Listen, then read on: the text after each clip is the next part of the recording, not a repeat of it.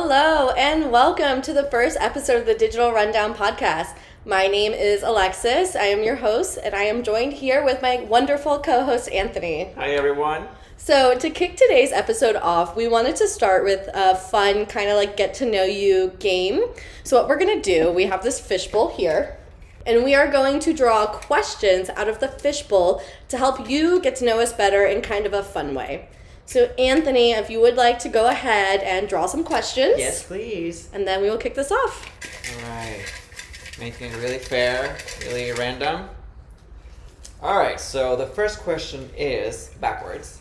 So the first question is, how did you get your first marketing job?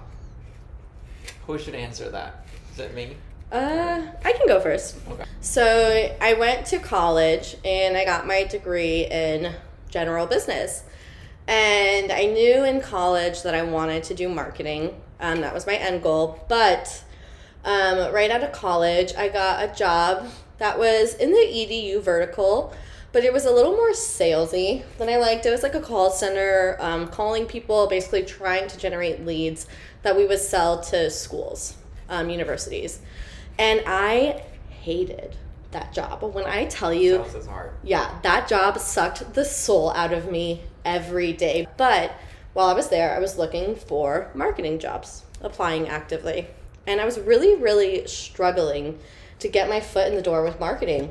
I didn't do an internship in college, and that's usually how people get the first marketing experience on their resume, is like an internship. You're just too cool for that. Yeah, well, my school didn't require it. Okay. I didn't do any internship in college, so I couldn't even get an internship because I had already graduated and I just did not know what to do. And I was literally looking for any job that had marketing in the title. So I was on Facebook one day and a friend of mine actually made a post saying that she was moving to like Indonesia or something like that to do some like traveling abroad, and she was looking for people to take her job, and her job was a marketing secretary. Yeah. So I was like, oh, that says marketing in the name. That's all I need to get my foot in the door, is just something with the title marketing in it. So I hit her up. I said, hey, I'm really interested in the position, and I took it, and I went from making like a very, very good salary to making like just enough to pay my bills. But I had like a long-term plan in mind. I knew that this job was just temporary to get my foot in the door. And it worked out because after being at that job for a year, I ended up getting my next marketing job, which is what really got me into like digital marketing, social media marketing, and stuff like that. So that is my roundabout way of how I got into marketing. That's awesome. How did I get my first marketing job? So, unlike Alexis, my university required me to do a graduation project so that I could graduate. And I went to school for business, so I could select a job in like human resources, finance, accounting, or marketing. And the only one that I could find was marketing. So that's how I got my first marketing job. It paid nothing. I had to make money other ways to, survive, but it paid nothing. But like, that's what got my foot in the door. Interestingly, I went to college in Costa Rica and I found my internship here in the US, and that's how I also got to live here. That's awesome. I think one takeaway from both of our stories is if you are in college, definitely take advantage of those like internships or ways to get experience, because I did not. My journey into marketing was very difficult and hard fought. And like, I remember in my internship, I was not getting paid, and the person that I was reporting the stuff that I was doing to didn't take it seriously. It was more like he had to do it or it would just make the company look good. But I just gave it my all. Yeah. And like, that's all that it mattered, because my professors loved the stuff that I was doing, the stuff that I was reporting on, and the most important thing is that I felt really proud about the stuff that I was accomplishing and finding out for this client. And, that's what got me into my next job, which was email marketing. Absolutely. And I think it comes down to that, like, obviously when you're just starting out, you're not going to be making like the big bucks. Sometimes it's just about getting that experience under your belt and having that long-term vision of where you want to go and realizing that this is just a stepping stone to get you to that goal. So, funny story. After I finished my graduation project, I was going to find a marketing job here in America. I was not very confident about it because I figured employers here wouldn't take my university degree from Costa Rica very seriously. But, I started applying to jobs and I didn't find anything. I was getting very discouraged. And then I figured like I would just work at SeaWorld or at Chipotle. I just tried to stay consistent, finding a job, and I did. I found a internship that was actually paid. I was making $13 an hour, which was a lot more than I would have been making at SeaWorld. It was more than I was making than my boyfriend, so that was just enough for me to, for bragging rights. But, and I don't know, it was just the perfect entrance and the perfect way to get introduced into marketing. And then after that, I got a better job where I met you. Yeah. And where I learned a lot more of the stuff that we're going to talk about today. Fun fact, the way me and Anthony actually met was we worked together doing marketing. Yeah, doing marketing. She trained me. Mm-hmm. She had that really hard task. Yeah. And it's funny because today we're talking about, the hardest skills, the hardest things that you have to learn as a new digital marketer. Yeah. So let's move on to our next question. You want to take it? Sure.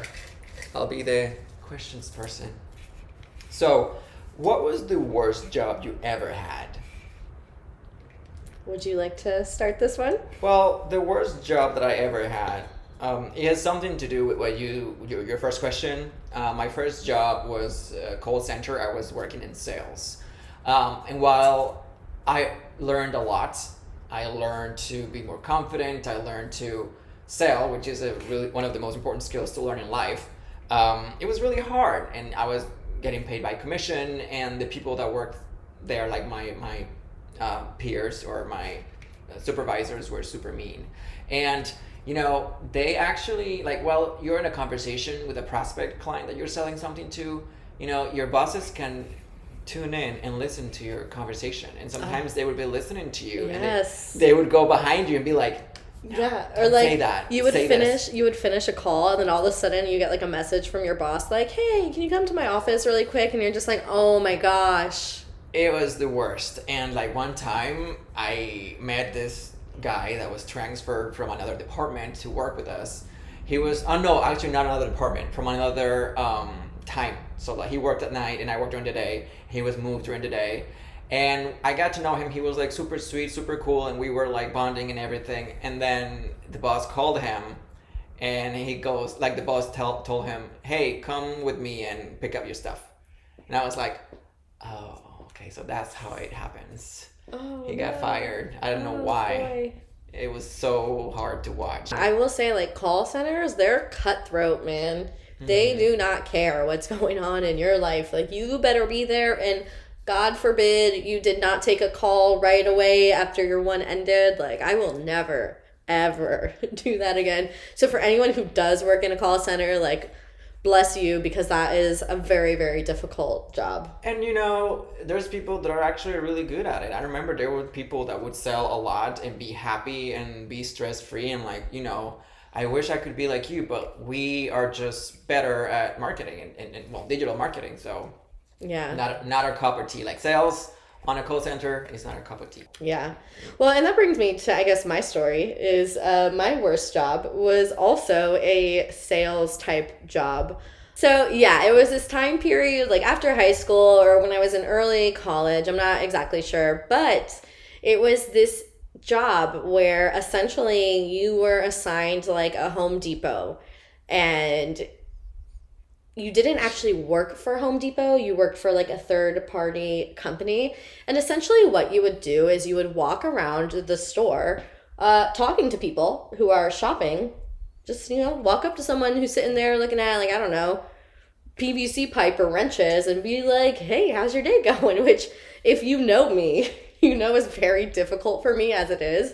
And then you essentially, your goal was to ask them about their kitchen and if they plan on remodeling anytime soon. And basically You wanted to schedule resurfacing or refinishing appointments for their kitchen cabinets. I forgot the exact terminology, but and then you would schedule it, and that's when the Home Depot reps would go out and, take over. But it was just like, imagine cold calling, but like in person. Like, I cannot picture you doing that. no, it was miserable. I think I did it for maybe like 2 months, and then I was like, I am done with this. Wow. Like, it was the shortest job I had ever worked at, and I hated every second of it. So I bet your first Friday was like, oh my God. yeah. What am I doing? It was so bad. All right. All right, next question. Let's see. If you could learn one new professional skill, what would it be? A new professional skill, what would it be? Coding. I would like to learn coding. I think it could, add some value for my marketing career. Cannot tell you specifics on what I would do with it, but I guess it would have to do with like landing pages and having my own freedom in creating landing pages and getting more into the design aspect and that kind of stuff. Yeah, that's definitely one that's really valuable. Like, especially when you think of like landing pages, being able to kind of redesign them and like create forms and stuff like that. I think coding could definitely be a very valuable skill to marketing. Mine would probably be graphic design. Oh, like Yeah. video or imaging?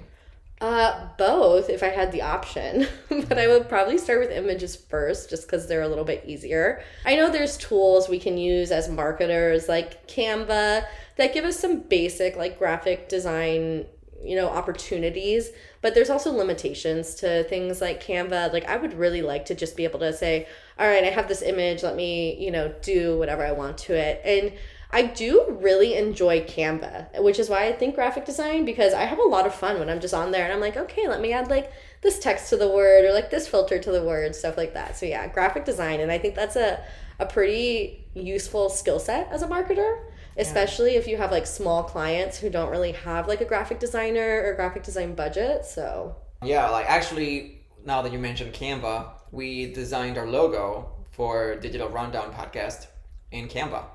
yeah, so if you are a new marketer and you're looking for a good software to use for that, definitely highly recommend Canva. Even paying for the pro, it's not too pricey, and it's definitely worth the extra perks that you get for it. And actually, the first month is free. Yeah. So if you sign up, you have to put your credit card on file, but the first month is free and you can cancel it. Yeah. And just so you know, we are not sponsored by Canva, but hey, if you're out there listening, Yeah. we'd be open to talk. Exactly. All right. Next question. Cool. All right. What is your background in marketing? And that question means like experience. Yeah. Okay, so I'll go first. My first real marketing job, I was doing email marketing, and then I was able to convince them to do LinkedIn ads and then Google ads. My budget was $500 a month, but it was something to get exposure to the platform. And then after that, after I did that, I got some experience and some confidence, and then I got a job at a university where I met Alexis, and where I learned a lot about digital marketing and social media platforms and paid media and all the amazing stuff. So that's my background. I don't know if I got off topic. How many years have you been in marketing? Oh, since 2014, so that's like 7 years. 7 years, yeah. Nice. And what do you do now? Right now I'm freelance, 100% freelance, doing digital marketing. But yeah, so like going back to my question, email marketing, that's how I started, then went into digital marketing, paid advertising in Facebook, Instagram, LinkedIn, Twitter, all that amazing stuff. Oh, LinkedIn. I know. Yeah. Oh, Google too. Can't forget them. Mm-hmm. Your favorite. Oh, love it. So my background in marketing, I guess it started at that marketing secretary role.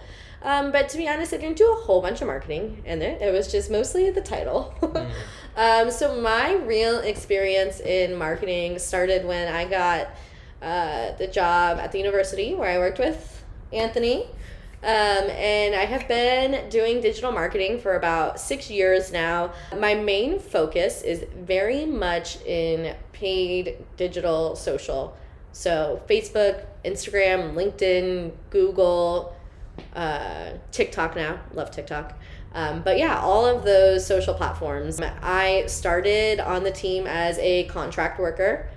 So that was when I was very fresh, had no experience. I had this amazing boss who did a really great job training me. Shout out to Soph. Yes, oh my God. Yeah, she taught me everything I know, to be honest. And so started out there as a contract worker, got hired on full time, and I worked my way up from there. And I now oversee the page strategy for the entire university.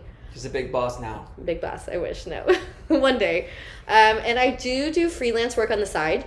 So that's how I got my experience with more of my smaller clients. Anthony was my inspiration for that, taking on that type of side gigs. And I've really, really enjoyed getting to work with like different industries, different strategies, different budgets, things like that. So yeah.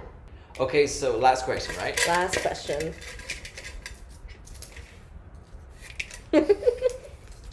What is your biggest pet peeve? Oh, this is an easy one for me. You have to go first. Oh yeah, I'm going first on this. No hesitation. Loud chewing. I know there are people listening who can 100% agree with me on this, but I cannot stand the sound of people who eat with their mouth open or eat like super crunchy food or just overall are very noisy with their mouths. Like it makes my skin crawl. But it's okay when you eat crunchy, isn't it? Actually, it annoys myself. Yes, eating my own crunchy food also annoys me, so I try to get through it really quick. Okay. And Anthony knows this one very well because we worked in an office together and sat next to each other for how many years? 3.5? 3 years, yeah. So he knows very much that I hate that noise.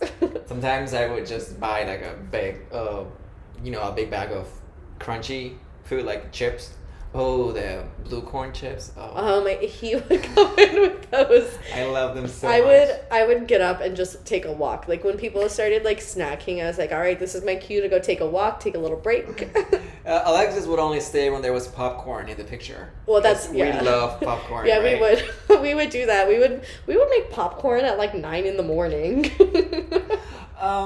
Okay, so pet peeve for me. I don't know if this is really a pet peeve. I'm not too familiar with that term, but I'm really annoyed at lazy people that That's complain. a pet peeve, yeah. Yeah, people that complain about their life not being good, but then they do nothing about it. They just complain and are lazy. I don't think those things go together. So like that's a big pet peeve for me. So yeah, I could never work with someone who is lazy and complaining. Yeah, because they complain and you're like, well, what did you do about it? Exactly. I mean, there's so many things, self-help books, YouTube videos, there's like material that is free, there's courses that, you have to pay for, or maybe they're free for you, but just don't complain and do nothing about it. And this kind of, I feel like, goes on that topic, but I guess another pet peeve for me is like people who like, to me, I see this as kind of lazy. People who have like a problem to solve and like, instead of like attempting to solve the problem on their own, like, Googling, researching, stuff like that, they just immediately come to me and ask me for the answer. And I'm like, take a moment to teach yourself. I don't mind answering questions at all. Like, don't get me wrong. But I want to know that you actually took the time to like try and figure it out on your own. I think being like a self-starter and a self, motivator, a problem solver in marketing, if you can be a problem solver, that is one of the most valuable skills that you can have. And I think that's a very tough thing. I guess this brings us into our topic. Yeah. I think that's a very tough thing to teach someone, is how to be a problem solver. I can teach you, the steps you need to take, the things to look for. But at the end of the day, if you're not able to like look at something and be like, what steps do I need to take to solve this specific problem? At the end of the day, I'm doing two people's jobs. If you keep coming to me, I'm doing my job and I'm doing your job. At least try and figure it out on your own. If you try and you don't get to the answer, that's fine, but at least let me know you tried before you came to me. And oh my God, we have Google, we have YouTube, we have so many ways to get information for free that it would be kind of irresponsible not to take advantage of those things, because in a way you're teaching yourself.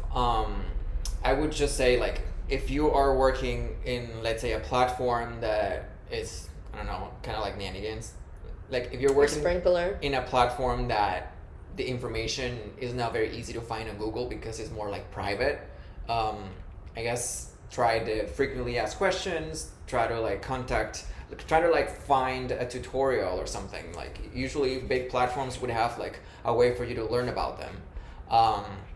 Yes, but like taking the initiative and showing that you tried to answer your own question just says a lot and speaks really highly of yourself as a digital marketer. Yeah, and you got to think too, if you're doing freelance work, for example, there's not always going to be someone for you to ask, right? Because you're supposed to be the expert.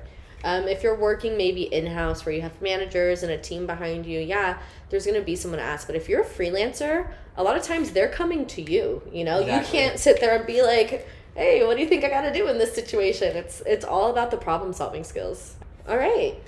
So I guess that brings us into our topic. Do you want to kick it off, Anthony? I'm so excited. So today we're talking about the hardest things that a new digital marketer has to learn to thrive in this market. So, you know, this is January, you know, a lot of us are in like a new year, new me mode. So probably last year, you thought about things that could be useful in your career for you to learn that you don't know at the moment. And perhaps you put it off and you haven't learned those things. So we want to take this podcast as an opportunity to remind you of, like, you know, if there's things that you want to learn in your career to grow, do it. Don't delay it. And, you know, take this new year, new me as an excuse to give yourself time to learn something new. Yeah, and also if you are new to marketing, you're very fresh into it, what are some challenges that like other marketers might face, you know? What are some things that, you know, people going into marketing have difficulty learning, things along those lines. And the purpose of this podcast today is to, you know, give you ideas on what skills can help you be a better digital marketer. And you don't have to be an expert in all of them. We specialize in something that we're really good at, and that makes us rock stars. And but knowing a little bit about all the things that you're not the best at also go a long way in showing initiative and showing, you know, when you're talking to someone who's supposed to be an expert in something you're not, helps you ask the right questions and be more prepared. I think you just made a really good point that like you don't need to know how to do everything. I call those unicorns, right? Like you know how to do everything in marketing, you know, SEO, you know, email, you know, paid social, organic social. Those don't come around very often. A lot of what we do is specializing. So for example, I specialize in paid social. And well, me too. And we like both specialize. we specialize in lead generation, for example, generation. And then when I started working with e-commerce clients, it was a big surprise, and I had a huge learning curve, which was a little scary at the beginning, but then I learned so much, and as I learned more and more, it just became easier. So I guess to kick this off, Anthony, what is digital marketing? Yeah, what is digital marketing? So digital marketing is the act of selling products and services through channels such as social media, SEO, email, and mobile apps. So basically, digital marketing is any form of marketing that involves electronic devices. And I got that from neilpatel.com. Yes, if you haven't heard of Neil Patel, he is a huge marketer, very knowledgeable in the digital marketing landscape. So definitely a good one to be getting advice from. So what, Alexis, are the hardest things to learn in digital marketing when you're starting?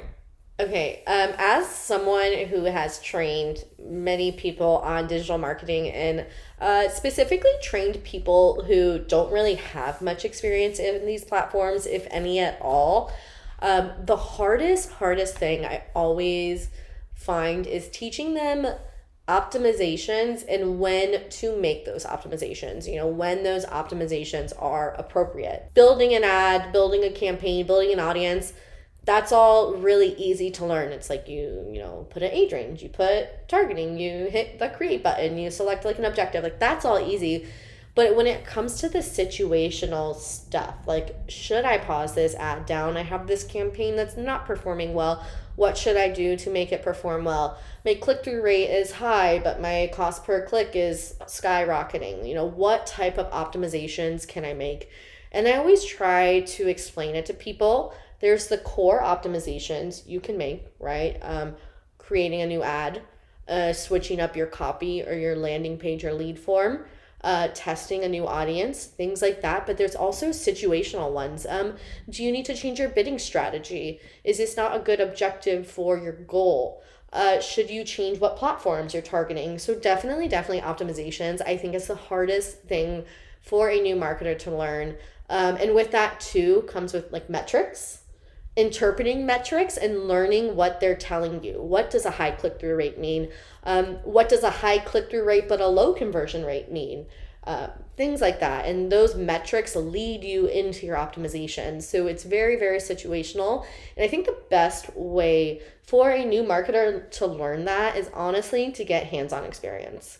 So when I train people, what I do is I teach you, the basics, the foundations, creating an ad, things like that, creating a campaign, how to navigate platforms, how to pull reporting, stuff along those lines.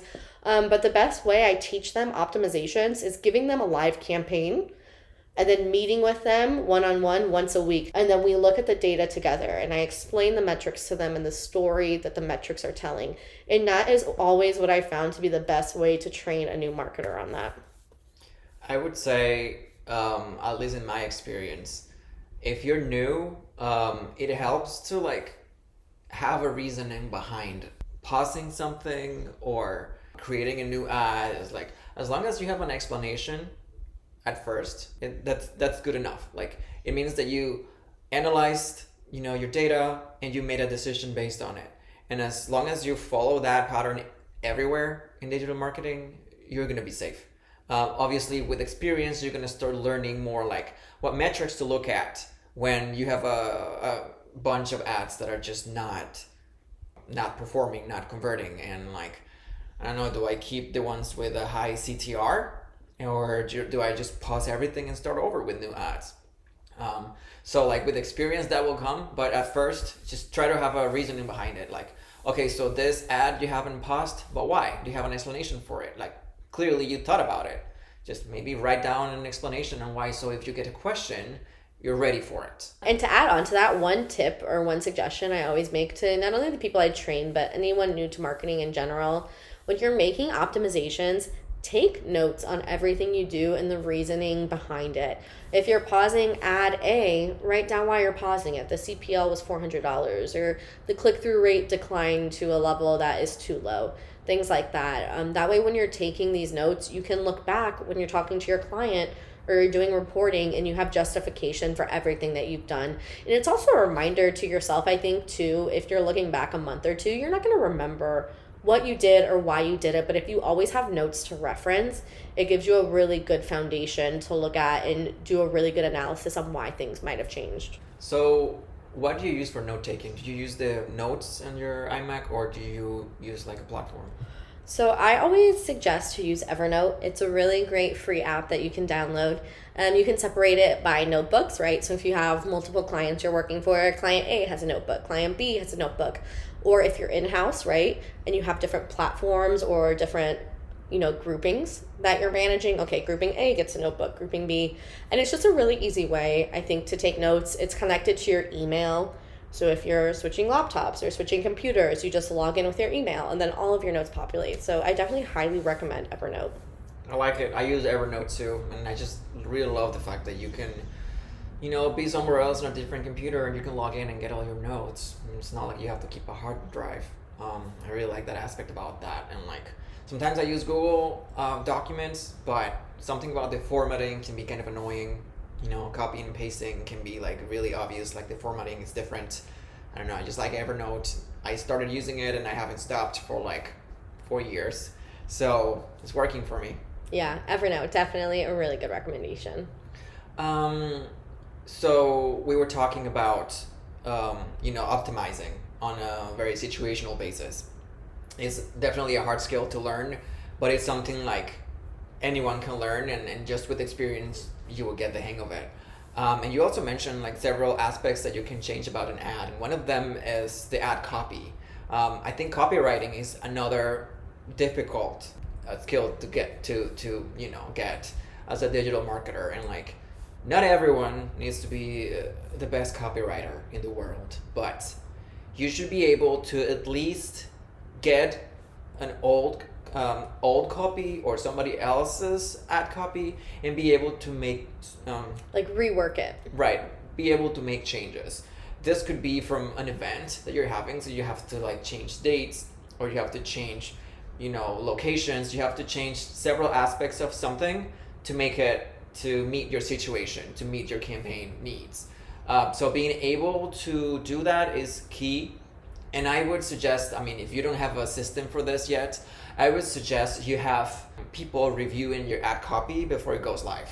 So have another set of eyes look at it before you set it live, because sometimes, you just let stuff slip and then you're running an ad that's missing a letter or like... And people will call you out in the comments on those if your ad is, got a word mistyped or something like that. And I think it's just really embarrassing as a brand. So I agree with definitely always having someone double check it.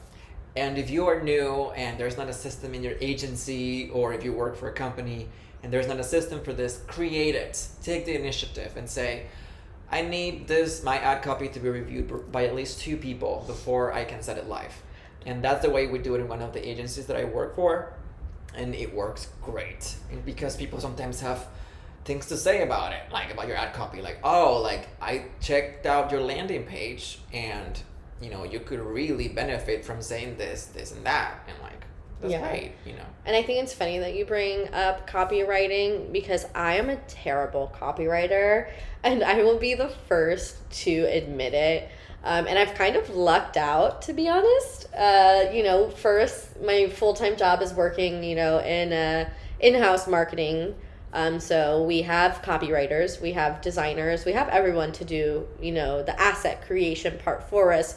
We just put the pieces together in an ad. But somewhere I do struggle is in freelance work, because a lot of, marketing agencies or clients rely on you to write the copy. So that's definitely, if you're a new marketer, a great skill that will set you apart is copywriting. And as someone who does do hiring for new marketers, I look for people with copywriting skills. It's not a requirement because, like I said, I'm a terrible, terrible copywriter. I can do what you talked about, reworking old copy, pulling copy from other places. But when it comes to writing my own, I struggle for sure. So if you're a new marketer and you want to set yourself apart, copywriting is a great skill. So I'm actually a pretty decent copywriter, if I can say that so myself. Yes, you can definitely say that. It's just, it takes me a long time to do it. It takes a lot of energy and time for me to do it. I'm not really productive doing it. But something that I found in one of the agencies that I work for is they got a subscription to Conversion AI. And I don't know if you have heard about this, but it's amazing. To give you an example of how it works, you basically put the product name and the product description, you just dump it in there, hit create, and it creates a lot of different variations of ad copy that you can use. Obviously, it's not perfect. There's stuff that you're gonna have to switch, take out, or replace with something else, but it gives you a head start. And sometimes, like the first sentence, which is one of the most important ones, is really good, and it works for me, and it cuts a lot of time into my ad copy writing. Yeah, I've never heard of that, but I'm definitely going to take a look now. That sounds like a really good shortcut to at least help get you started. I think with copywriting, sometimes it's the hardest thing. It's just getting started on your copy. It's like once you have an idea, you have something written, it starts flowing, the rest of it comes easy, but sometimes it's just like that first. Have you seen the episode of SpongeBob where he's writing a paper And he's sitting there for like hours doing it, like scribbling away, and then all of a sudden it pans out and all you see is like the written like really fancy. Sometimes I feel like that's me with copywriting. It's just I sit there for hours and hours and I just look and there's like 3 words written. So I'm definitely going to check out Conversion AI. Again, not sponsored, but hey, Conversion AI, what's up? And hey, if you have your own practice, your own agency, or you're just a freelancer, that's an expense that you can put in your taxes. So it helps you do your job in a more efficient way. So why not? Something to consider. Again, not sponsored, but something to make you a stronger digital marketer. And if you're learning copywriting, is the best way to start because it gives you so many ideas and so many perspectives on how to start your ad copy writing. And maybe you're not good at it right now, but perhaps, who knows, maybe you're gonna develop your skills so much and realize that you like it, and then you will become a copywriter. Yeah, and I think that brings us to kind of our next little topic is email, where you need copywriting a lot. What do you think about the future of email marketing? Do you think it's kind of a dying breed, or do you think with the iOS 14 update that it's kind of given it new life again? Having a strong email marketing campaign is becoming more and more, or not a campaign, more like an email marketing strategy. You need to find a way to get people's information. Obviously, as they give it to you, but you need to find a way to find those prospects, that perhaps those lists that you can use to create audiences in Facebook, people to retarget to using email as well. So I think now that the data on Facebook is less reliable, you definitely should consider a strong email marketing strategy. Yeah, and I can agree with that. I think that it became really easy as people got more familiar with their email to kind of ignore things that come into their inbox. I'm guilty of it. I'm subscribed to multiple marketing blogs, and I open those emails maybe like 1 out of every 5. But I do agree that with the limitation of data that we can track from iOS 14 and the limitation in the way that we can use that in other platforms, that having an email audience and nurturing that audience so that you can grow those customer lists and use those to retarget in your platforms, because you own that data in a way. You're not counting on Facebook to track, okay, this person visited your website. I know that you opened my email and now I can retarget you on Facebook with more messaging. So I definitely agree that I think email is getting its second wind for sure. And something that I've noticed with some of my clients is that they want to encourage people to, create ads that in the ad copy, we're inviting them to give in us their email addresses in exchange for some discount. So let's advertise this discount to entice you to make this purchase. But at the same time, let me get your email address so that I can retarget you when new products arrived, or, with more information that could be useful for you.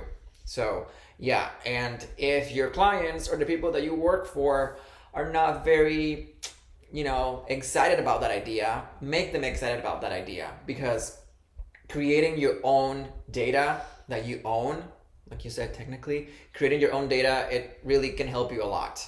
Yeah, and I honestly think that we could do a whole other episode on using your customer data and how valuable that could be when it comes to retargeting, lookalikes, things like that. I think that probably deserves its own episode in its own. But yeah, I don't think email is going anywhere anytime soon. So you could sense that I could go on and on for hours, right? No. I guess something that I also think it's hard, or at least it was kind of hard for me at the beginning, was Google Ads. Really? I mean, they're very simple, and as ads, they're like very little and not very intimidating. But like the creation, like the behind the scenes of it seemed a little bit intimidating at first for me. So do you agree? Do you think Google Ads are hard? I don't think that Google Ads in and of themselves are hard. I think the platform overall is pretty easy to navigate. I think that once you learn about the different ad options available, the different targeting available, things along those lines, that it's not a hard platform. I will say what I think is the hardest when it comes to Google Ads is just the little nuances that comes with Google. I have plenty of Google campaigns that, I might not touch for a month, right? And all of a sudden one day they stop spending. I look back in my change history and I'm trying to figure out what's going on and what could have caused that. But sometimes, and I tell this to the people I train, sometimes there's no logic to why Google like starts behaving a certain way. And the same thing with overspend, right? I had this coordinator who she was just learning like discovery ads. So she had a little panic attack when one day her campaign started spending like 4 times the daily budget. It just went like out of control. And she's like, I don't know what's happening. I didn't do anything to it. And I'm like, oh, that's just Google. Like, but yeah. So I don't think it's hard to use the platform. I think it's just hard to learn about like the little like nuances like that with Google. Another thing that my Google reps drill into our heads is that something as much as like changing your bid too often or changing your budget too often, that can send your campaign back into a learning phase, or even making too drastic of like budget changes or bid changes. If it's over 15%, that can send it back into a learning phase. And I think that is something that they don't necessarily write in their like support sections, right? Mm-hmm. So things like that and having to learn that based off like trial and error, I think can make Google Ads very difficult. And like, if somebody is new in digital marketing and they want to get more, they want to grow in their careers, do you think Google Ads is one of the first things they should be learning? Or do you think they should be focusing on the more popular platforms right now? I think Google Ads is a good place to start just because overall the cost of Google Ads is low and the platform itself is pretty straightforward. Within Google, I feel like there's kind of different things you need to learn, right? So like search is going to be very different than discovery, which is going to be different than display. But I do think that the learning curve on Google is probably a little bit lower than some of the other platforms. Okay. So I guess Google Ads is not as intimidating as it may look, and it's something that you can start on because, and like, let's say like you're new in marketing and you want to suggest your clients to go and do Google Ads. You think that's wise for like a small business owner that has a very small budget? Do you think they should be spending money on Google or on Facebook or on both? Why do you think the logic should be there? Like, where should a small business owner, or where should we as digital marketers, why should we be telling our clients should be their priority in spending money? So I think that's a really good question, and obviously it's a little bit situational depending on like your client and what product and service they're offering. I think the easiest thing to kind of hit the ground running with is search. Obviously it has to be a client or service that's not like high competition keywords, stuff like that, which I think could fit a lot of businesses. But the best bang for your buck and the best quality of, results, I think is going to come from something like Google search. If you have a small budget, I think Facebook will eat through that really quickly and not necessarily give you the quality of results that you want. So yeah, if you're a small business, perhaps you could look into Google first, right? It's very easy to get tempted that Facebook and Instagram are more popular and all the cool brands are there. But like, if you think about it, if you run Google and Instagram ads, you're going to be competing with the big brands that have huge budgets. And another thing to mention about that is, for example, like Alexis mentioned, Google search. The difference between Facebook ads and Instagram ads and Google search is that there is intention in Google search. People are searching for something, and then your ad appears based on that intention. On Facebook, it's not always like that. People are just bored and browsing, and there's no intention. Yeah, and I think because people are bored and browsing on Facebook, you have to make sure your targeting is really on point. You have to make sure that you have good ad copy and ads. And with search, it's just a little bit easier because it's just straight copy for the most part, things along those lines. I would tell people that Google Display Network is probably not where it's at. I've been working in the Google Display Network for 6 years now, and I have to say we always have quality issues with it. So I would say maybe instead of display, keep that money in search, Or if you think you have a young enough audience, learning how to do discovery ads is definitely a really good place to start too. Discovery ads run on Gmail, YouTube, and the Google home feed. So I think because they're 3 Google owned properties, you see a little bit better quality than you would just running them on the Street Display Network. Again, it has to be a little bit of a younger demographic you're trying to target. I have a hearing and speech company that I have as a client. And obviously their demographic is a little bit older, people who might be interested in like hearing aids. And as much as I love Discovery, I don't think it's the right market for them. I don't see a lot of, 60-year-olds really browsing YouTube. But if the demographic is there, I think that Discovery is also a good place to start. Absolutely. So social media ads, and like that's like the most popular platforms that we have at our disposal right now. Is it a hard skill? Is it a must? Is that something that digital marketers that are starting in their careers need to focus on at first? What do you think about that? I don't think that it's a must, right? I think there's other aspects of digital marketing, things like SEO, things like email, even, search. I do think it's a valuable skill to have because I think it's a market that a lot of companies want to tap into, but I don't think it's going to be the end all be all. I would recommend learning as much as you can about it, but at the end of the day, that's not the only route in digital marketing that you could take. I would say it also depends on the job that you're looking for. If you don't have a job yet, if you got a job as a Facebook ads manager, you probably have some experience at that point.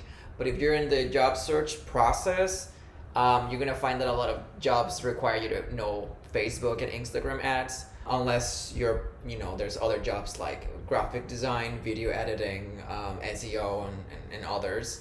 But yeah, I think depends on what field you wanna pursue in the long run. Yeah, and I think that social media ads are kind of hard to get into too, because a lot of like small businesses or like agencies, they usually want people who have experience in it, people who have a proven track record, people who can use some campaigns they've managed as case studies, things like that. So it's kind of hard to get your foot in the door with that stuff. I think the best way to do it would kind of be someone who does their marketing in-house, kind of like we did. Someone who's willing to teach you, not someone who comes in expecting you to already be the expert in it. Because it is going to vary on the type of ads, the industry that you're, the things that you need to learn, the metrics that you have to look for, the type of reporting that you're going to have to do and how often you do it. So many things vary based on the industry and based on the product that you're selling. Now, changing topics a little bit, like organic. So I would say a significant part of marketing, digital marketing. Do you know about organic? You think it's important? So I specialize in paid media, but I think that organic is absolutely important to go along with it. Being able to build those audiences and foster those relationships is super, super important. And I think putting out content that can maybe educate your audience or that's relevant to them is definitely super important. And I think any business should probably have an organic strategy going along with any paid strategy. I think you shouldn't have a paid strategy without an organic strategy, as small as it is. I've noticed that after the iOS 14, a lot of the audiences that I rely the most are video viewers and page engagers. So anyone that has engaged with your Facebook or Instagram page for a certain period of time, and those audiences are very reliable because that data is created within the Facebook platform itself, so you don't, like the pixel doesn't have anything to do with it. But if you want people to engage in your page, you have to post stuff. You have to have organic content go out so they have something to engage with, and then you will have an audience based on them. Exactly. And you can use those audiences too to create like lookalike audiences, and those would be really high quality lookalike audiences if you have a page where people are really engaged with your organic content. So absolutely, if you are someone who is learning, starting your digital marketing career, and you talk to clients, you talk to, or you're going to job interviews, a way to impress them, to impress your client or your person hiring you is talk about that. Talk about how there should be an organic strategy, there for your paid strategy to go along with it and be successful. So like doing that research and learning about it in organic is going to help you look good, and it's going to help you provide really good recommendations to your clients and employers for the growth of the brand. Yeah, absolutely. I 100% agree with that. And while we're on the topic of organic content, stuff like that, I think that leads us to our next question. Do you think that it's necessary to have video editing skills to be a successful digital marketer? Well, I don't think it's 100% necessary, but it's one of those skills that, it could come in handy if you know something about it, and depending on what field you want to pursue in marketing too. Like maybe you will be the person in the agency that does all the video editing. In my experience, on my first job, well, at least the internship, I was doing email marketing, and I was also doing video editing, because a way to make emails more engaging and more fun to explore was to add videos to it, and it helped. It really, it helped those email campaigns perform a little bit better. But definitely, I wouldn't say it's a necessary skill at all. I think a basic understanding of video editing, basic things, cropping, trimming, adding some text, could be very useful. Yeah, I agree with that. I would say the only time it's really a required skill is maybe if you're doing organic social. I can see how a lot of times you're responsible for not only the ideas, but for the creation and the production of those posts and assets and things like that. From the paid side, I don't think it's a requirement. Like you said, I think it's a really good and strong skill to have, especially if you just have like basic, like I can trim or crop or things like that, nothing too fancy. But overall, unless you're doing strictly organic, I don't think it's a necessary skill. And sometimes your clients will give you videos that are super long and boring, and you will want to crop them. You will not crop them, but trim them to make them shorter and straight to the point. And you just have to be ready for that when the situation arises. Yeah, I 100% agree on that. So another thing that is good to know as a new digital marketer is A/B testing, and I think is one of the key things, one of the main skills. I think, yes, you should be learning a lot about A/B testing. I mean, it's not really a skill, it's more of like something that you develop with practice, habit, so to speak. Yeah, so basically always be coming up with ideas of what to test next. If the ads that I'm running right now are terrible, what do? I will pause them, and then I will need to test something new. So always keeping ideas and brainstorming ideas on what to test next is great. And it's also important knowing how to keep track of the tests that you have done. Because if you test something and then you forgot that you tested that thing, and then you test it again, it's kind of a waste of money and everyone's time. So keeping a good track of what you have tested so you don't test it again. Yeah, something I always teach my new marketers that I'm training is the phrase always be testing. For the most part, if your budget allows, you should always be testing something, whether that's a new version of copy, whether it's a new ad, whether it's a new audience. You need to be taking advantage of that. I know sometimes when you have a really small budget, let's say you have maybe, I don't know, $10 a day, $15 a day, it's really hard to get those tests in because they might not be spending as much. You might not be able to test quite as much, but I think there's always a way to make room for it, whether it be testing one audience 1 month or testing one ad, the next month. Just always find a way to be testing new stuff and rotating new stuff in. I think one of the main things we do as marketers, and one of the main ways that we figure out if things work or not, is to simply try it. Mm-hmm. And like something that I found with small businesses or working with small businesses is that sometimes they give you a video, and for them it was a big deal to find a video. It took a lot of the time and energy and perhaps money to hire an agency to make them that one video, and perhaps they don't have the resources to give you a new video every week. So something that I found is that you can test thumbnails. So like you can test the same video but use a different thumbnail, because that can perhaps make or break an ad, perhaps a different thumbnail that's more engaging, it's gonna stop people from scrolling and make people watch the video and engage. Yeah, or if you only have one video, test it with 2 or 3 versions of copy. I think copy is a really, really good thing to test out that can make a huge impact on your ads. That sometimes can be the thing that makes or breaks if someone's going to click on it or not. Absolutely. And now with iOS 14 and all that has happened with our data, just testing audiences too, just like constantly. Yeah. Like that's what I'm doing right now, at least. Like, I stopped asking for so much creative, and instead I'm just testing all the audiences that I can think of and changing at least a little thing, at least the age or the demographic. So definitely A/B testing. If you're interviewing for a job in digital marketing, talking a lot about A/B testing is gonna impress them. And if you're working for clients, talking about how you're A/B testing on your campaigns for them is also going to give them peace of mind and also give you the tools that you need to find success in all the different areas that you can find success in digital marketing. Yeah, absolutely. I think we've gone over a lot of great topics today. I think we've given a lot of great advice, hit on a lot of important key pieces of information.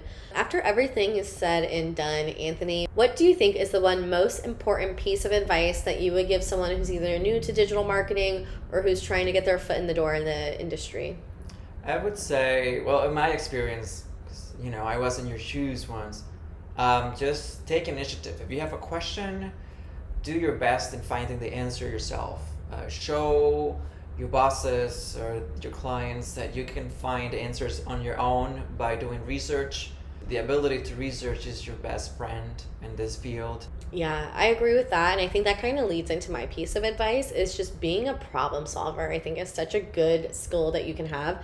And ways you solve problems are researching, being a self-starter, listening to blogs, stuff like that. But I think a lot of what we do in marketing is problem solving. We have this problem that we need to find a solution for, or something happened and we need to figure out how to fix it.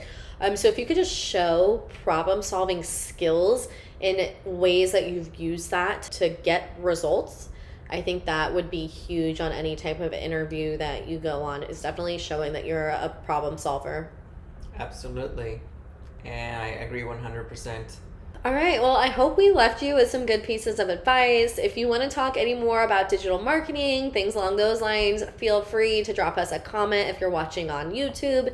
If you are listening on our podcast, go ahead and leave us a review and tell us your thoughts, your best tips and tricks for new people in digital marketing. Thank you for tuning in to today's episode of the Digital Rundown Podcast. Go ahead, like, subscribe, give us a thumbs up on whatever platform you are tuning in on, and we will see you next time. See you guys.